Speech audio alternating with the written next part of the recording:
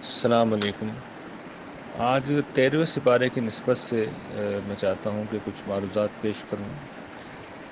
13واں سپارہ، اس میں سورہ یوسف بڑی غیر معمولی صورت ہے۔ قرآن نے اسے احسن القصص قرار دیا ہے، بہترین قصہ قرار دیا ہے۔ اس پہ میں نے ایک پورا تفصیلی آرٹیکل لکھا ہے جو میری کتاب ملاقات کا پہلا آرٹیکل ہے، موقع ہو تو اسے پڑھیے گا۔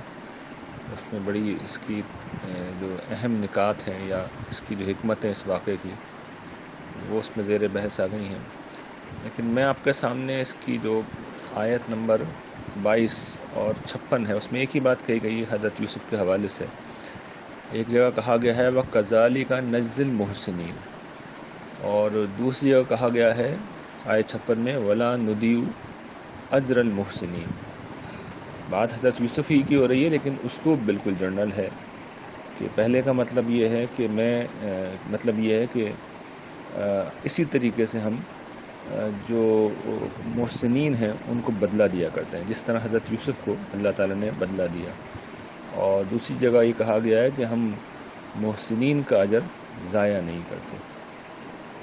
تو یہ پس منظر اصل میں جو میں آپ کے سامنے رکھنا چاہ رہا ہوں کہ دونوں مقامات پر یہ جو جملے ہیں یہ دنیا میں ہونے والے کرم و احسان کا بیان ہے، اور اس کو ایک اصولی ضابطے کے طور پر بیان کیا گیا ہے۔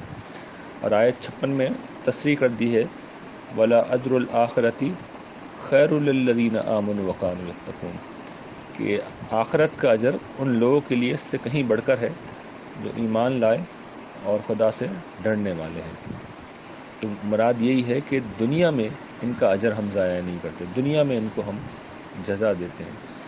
تو یہ قرآن مجید نے بڑی اہم صراحت کی ہے کہ اللہ تعالیٰ کا یہ اصول ہے کہ جو شخص نیکی کی زندگی اختیار کرتا ہے تو ایسا نہیں ہے کہ اس کو آخرت ہی میں اجر ملے گا۔ بے شک آخرت ہی میں اجر ملے گا، وہی اجر بہتر ہے، وہی باقی رہنے والا ہے، انسان کو اسی کا امیدوار ہونا چاہیے۔ لیکن دنیا میں بھی لازماً اللہ تعالیٰ کے آپ کو نوازیں گے، آپ کا اجر، آپ کی نیکی ضائع نہیں جائے گی۔ تو یہ ایک بہت بڑی خوشخبری ہے جو ان آیات سے ہمیں ملتی ہے کہ جس وقت ہم نیکی کی زندگی اختیار کریں گے تو اس دنیا میں آپ کو بہت کچھ ملے گا۔ چند چیزیں جو نمایاں طور پہ بعض روایات میں بھی ان کا ذکر آیا ہے، عزت آپ کو اسی دنیا میں ملتی ہے، ہمیں بہت سے مصائب ہیں، پریشانیاں ہیں جن سے ہمیں بچا لیا جاتا ہے، سختیاں دور کر دی جاتی ہیں۔ اس کے علاوہ بعض اوقات اگر اللہ تعالیٰ کی حکمت ہوتی ہے تو دنیا میں بھی جو مادی چیزیں ہیں، یعنی دولت ہے، یعنی غلبہ ہے، اقتدار ہے، جیسے حضرت یوسف کو سبھی ملا، تو یہ ساری چیزیں بھی اللہ تعالیٰ دے دیتے ہیں۔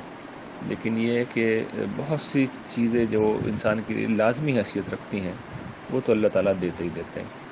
تو نیکیوں کی زندگی اختیار کیجئے اس یقین کے ساتھ کہ اس کا اجر آخرت ہی میں نہیں ملے گا بلکہ اس دنیا میں بھی ملے گا۔